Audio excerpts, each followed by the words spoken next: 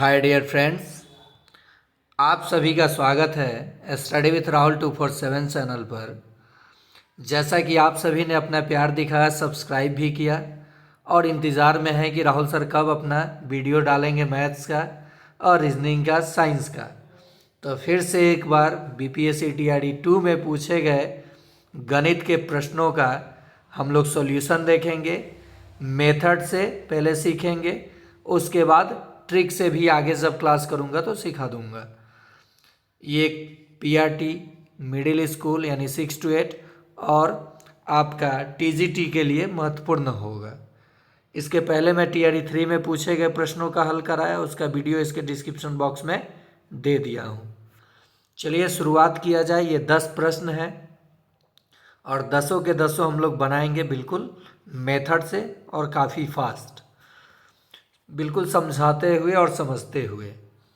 दिया है समबाहु त्रिभुज की ऊंचाई दिया है और क्षेत्रफल पूछा है। समबाहु त्रिभुज का क्षेत्रफल होता है √3/4 गुना भुजा का स्क्वायर। भुजा तो दिया ही नहीं है, ये तो ऊंचाई है। तो हम लोगों को एक फॉर्मूला ध्यान में रखना है कि समबाहु त्रिभुज का ऊंचाई जो होता है वो होता है √3/2 गुने भुजा, जिसका मान दिया है 10। तो यहाँ से भुजा निकल के आ जाएगा 10 दूनी 20, अब बटा में आ जाएगा √3। साइड मिल गया हमको, यहाँ साइड के जगह साइड का मान रख देंगे √3/4 और साइड का स्क्वायर है यानी 20 गुना 20 अब बटा √3 गुना √3। एक √3 से एक √3 कट गया, ये 20 कटा 4 से तो 5 बार में 20 25 100 अब बटा में √3 यानी 100/√3 इसका आंसर हो जाएगा। समझ में आ गया आपको? एक बार और देख लीजिए। समबाहु त्रिभुज की ऊंचाई का जो फॉर्मूला होता है वो होता है √3/2 गुना साइड। तो ऊंचाई का मान तो दिया था 10 बराबर √3/2 गुने भुजा यानी साइड। यह के गुना हो गया, ये बटा में आ गया, साइड मिल गया। और फॉर्मूला लगाया क्षेत्रफल का तो क्षेत्रफल निकल गया। चलिए नेक्स्ट प्रश्न देखते हैं। ये देखिए, रूट देखकर बिल्कुल आपको घबराना नहीं है। रूट देख करके आपको बिल्कुल घबराना नहीं है। 1 अंक और यहाँ देखिए 2 अंक, 3 अंक छोड़ के डेसिमल है और यहाँ 3 अंक छोड़ के डेसिमल है, तो दशमलव भूल जाइए। दशमलव क्या कीजिए, भूल जाइए। 204 गुना 42 अब बटा में क्या आएगा 7, क्योंकि दशमलव से दशमलव खत्म हो गया, गुना में 34।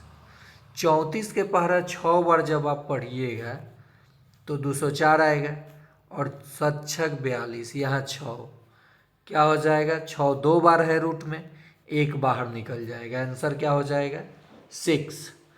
बहुत आसान प्रश्न है, केवल डेसिमल को हटाइए। ये नहीं कि गुना करने लगिए फिर गुना करके भाग, बहुत लेंदी हो जाएगा। जब भी प्रश्न देगा तो कुछ ना कुछ यूनिक तरीका दिया होगा उसमें। मैंने क्या किया, देखा कि यहाँ 1 और यहाँ 2 अंक छोड़ के डेसिमल था और यहाँ 3 अंक, दशमलव खत्म। और 34 के पहरा 6 बार पढ़िएगा तो 204 आएगा और 7 के पहरा 6 बार पढ़िएगा तो 42 आएगा, यानी 6 गुना 6, तो एक 6 बाहर निकल जाएगा। इसको जब इंग्लिश में आप जान लीजिए, the height of equilateral triangle is 10 centimetre, find its area. Area पूछा था और क्या हाइट दिया था। बाइलिंगुअल कर दूंगा। नेक्स्ट है diagonal of a cube is 4√3 centimetre, find its volume.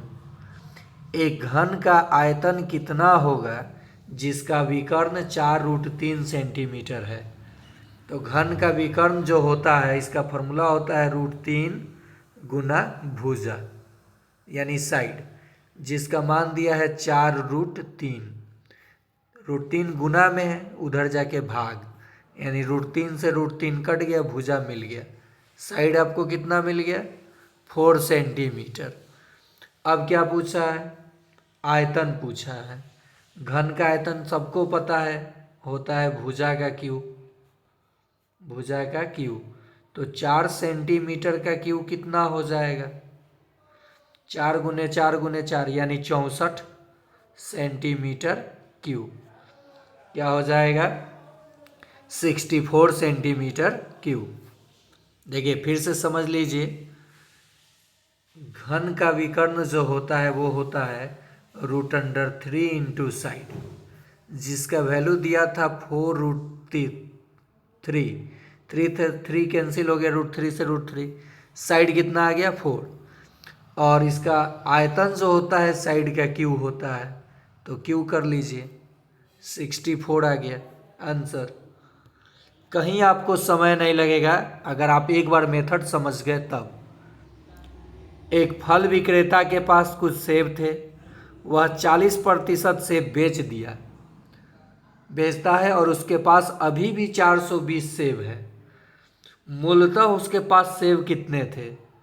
तो देखिए बेचा है, कोई भी चीज़ 100% होता है, 40% उसने बेच दिया, बचा कितना? 60%। और यही ना बचा सेब है 420। 0 से 0 खत्म, 6 से 6 सत्ते 42, 1% का मान 7, तो 100% का मान, तो इसमें 100 से गुना कर लीजिए, यानी उसके पास 700 सेब थे। फिर से प्रश्न समझिए, कोई भी चीज़ 100% होता है, 100% में से उसने 40% बेचा तो 60% बचा होगा, और उसी 60% सेब का मूल्य दिया है, सेब दिया है 420 की संख्या में, यानी 60% का मान 420, तो 1% का मान 420/60 यानी 7। तो 100% का मान, इधर भी 100 से गुना कीजिए, 700। समझ में आ गया होगा आप लोगों को।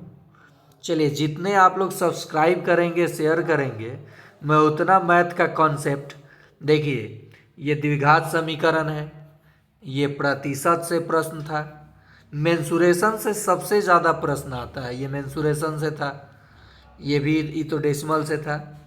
तो ये सारा प्रश्न मैं आपको आसानी से सिखा दूंगा। देखिए इसका आंसर 2 है, इसका आंसर 2, यानी गणित में भी उपर्युक्त में से एक से अधिक। कैसे? x² - 4 = 0। तो ये द्विघात समीकरण के दोनों मूल क्या होंगे? तो x² बराबर में 4 हो जाएगा, तो x बराबर हो जाएगा ±√4, और √4 किसका मान है? ±2 का, तो +2 भी आंसर हो सकता है, -2 भी, और ये दोनों दिया है, इसलिए इसका सही जवाब हो जाएगा उपर्युक्त में से एक से अधिक। जब भी सवाल मिले तो ऑप्शन ज़रूर देखिएगा बीपीएससी में, बीपीएससी टीआरई में, कि कहीं 2 से अधिक तो आंसर नहीं ना है। ऐसे 7 से 8 प्रश्न आपको मिलेंगे रीजनिंग, मैथ और जीके जीएस सब मिला करके, जिसमें 1 से अधिक आंसर हो सकता है। तो एक प्रश्न का जवाब आप लोग देंगे कमेंट में, आप लोगों के लिए ये प्रश्न, x² - 9 = 0, तो आप इसके दोनों मूल बताइए। दोनों मूल को रूट्स भी कहा जाता है इंग्लिश में, रूट्स। इक्वेशन है ये, इसके रूट्स बताना था, अब इसके दोनों रूट्स आपको बताना है। एक और प्रश्न 2 नंबर इसी पे आधारित, x² - 16 = 0, इसके भी दोनों रूट्स आपको बताना है। अगला प्रश्न है लीनियर इक्वेशन इन 2 वेरिएबल पे आधारित, जो कि क्लास 10th का ही है। तो देखिए यहाँ पे 3x + y = 5 है, ऑप्शन से भी ये बन सकता है, x - y = 3 है। समीकरण को जब जोड़ेंगे तो y से y खत्म हो जाएगा, 3x में x जुटा तो 4x, और इधर 5 × 3 = 8, गुना में है 4 × 2 = 8, x का मान क्या आ गया? 2। तो इसमें -2 है, इसमें -2 है, x का मान नहीं हो सकता है। लेकिन अभी आंसर नहीं दे सकते हैं क्योंकि उपर्युक्त में से कोई नहीं भी ऑप्शन है। तो इसमें हम लोग x का मान रखेंगे, चाहे समीकरण 1 में देख लीजिए। x का मान क्या रखेंगे 2, तो 3 दूनी 6 जोड़ y बराबर 5। तो y बराबर 5 और 6 जाके घट जाएगा, तो घटाव 1 आ जाएगा। यानी x का मान 2 और y का मान -1। पहला ही आंसर हो जाएगा। जो संतुष्ट करता ना ऑप्शन रख करके मान, वही आंसर हो जाएगा। चलिए आगे देखते हैं। निम्नलिखित में से कौन सा एक प्राकृत संख्या का वर्ग नहीं हो सकता है? तो देखिए, कभी भी प्राकृत संख्या का वर्ग इक्याई स्थान पे 2, 3, 7 और 8 और ऑड जीरो नहीं आ सकता है। जैसे ऑड जीरो का मतलब ये यहाँ देखिए सम जीरो है। अगर 1000 लिखूंगा तो 3 गो जीरो है, ऑड जीरो नहीं आ सकता है। एगो जीरो है, ऑड है, ये पूर्ण वर्ग नहीं होगा। तो 2, 3, 7, 8 इक्याई स्थान पे नहीं आ सकता है। तो देखिए जरा यहाँ आंसर सी हो जाएगा, ये पूर्ण वर्ग नहीं हो सकता है। अगला प्रश्न है, ये भी मज़ेदार प्रश्न है।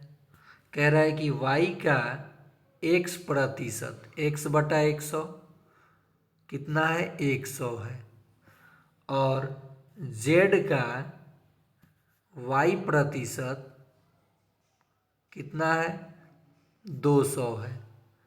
देखिए दोनों समीकरण को हमने भाग दे दिया, तो 100 से 100 कट गया, y से y कट गया, क्या बचा यहाँ पे x/z, x/z। ये कटा 100 से 200 तो 1/2, 2 जाके इधर गुना होगा, z इधर आके गुना होगा, 1 आकर, तो z बराबर 2x। कौन सा संबंध आया, z बराबर 2x। एक बार और देखना चाहेंगे इस प्रश्न को, देख लीजिए। कह रहा है कि y का x%, तो x/100 का मान दिया है 100। अब कह रहा है z का y%, ठीक, तो y% का बट्टा में 100 आ गया, ये 200 दिया है। हम लोगों ने भाग किया तो 100 से 100 कट गया और y से y कट गया, यहाँ क्या बचा x/z, x/z। इधर क्या बचेगा 1/2, यह के गुना हुआ z बराबर 2x। अगर यहाँ रहता ना x बराबर z/2 तो ये भी संतुष्ट करता, लेकिन x बराबर z/2 नहीं है, z बराबर 2x है, तो सिर्फ बी आंसर हो जाएगा, बी आंसर हो जाएगा इसका। आगे देखते हैं प्रश्न, निम्नलिखित में से कौन सा एक पद है? तो देखिए इसमें 1, 2 द्विपदी है, ये त्रिपदी है, और पहला जो है एक पदी है। क्या है, एक पदी बहुपद है। ये पोलिनोमियल से प्रश्न पूछा हुआ था। देखिए जो भी प्रश्न मैं करा रहा हूँ ये पीआरटी का है। किसका है, पीआरटी का, यानी 1 to 5 का। और यही प्रश्न 6 to 8 में भी इसमें से देखने को मिल सकता है, 9th 10th में से भी। फिर बीपीएससी टीआरई 2 का मैं 9th 10th का मैथ भी कराऊंगा, 6 to 8 वाला भी प्रश्न कराऊंगा। ये देखिए, ये तो काफ़ी शानदार प्रश्न है। यहाँ से हम लोग x और y का मान निकाल लेंगे तो उत्तर आसानी से दे सकते हैं। देखिए x/y, y को इधर खींच के ला देंगे, x/y बराबर में हो जाएगा 0.04, अब बटा हो जाएगा यहाँ पे 1.5। देखिए 2 अंक छोड़ के डेसिमल है ना, 100 से ऊपर भी गुना करेंगे, 100 से नीचे भी गुना करेंगे, तो x/y जो आ जाएगा, ये 00 से गुना होगा तो डेसिमल 1 2 अंक आगे बढ़ेगा, 4 आ जाएगा। और यहाँ 100 से गुना होगा तो एक डेसिमल एक जीरो से गायब और ये 150 हो जाएगा। कटा 2 से, 2/75। x का मान 2, y का मान 75। तो देखिए 75 में से 2 घटेगा तो 73 हो जाएगा और 75 में 2 जुटेगा तो 77 हो जाएगा। आंसर हो जाएगा बी। यहाँ पे आपको थोड़ा कम समझ में आया होगा। चलिए देख लेते हैं फिर से। कह रहा है ये कि देखिए क्या कह रहा है ये,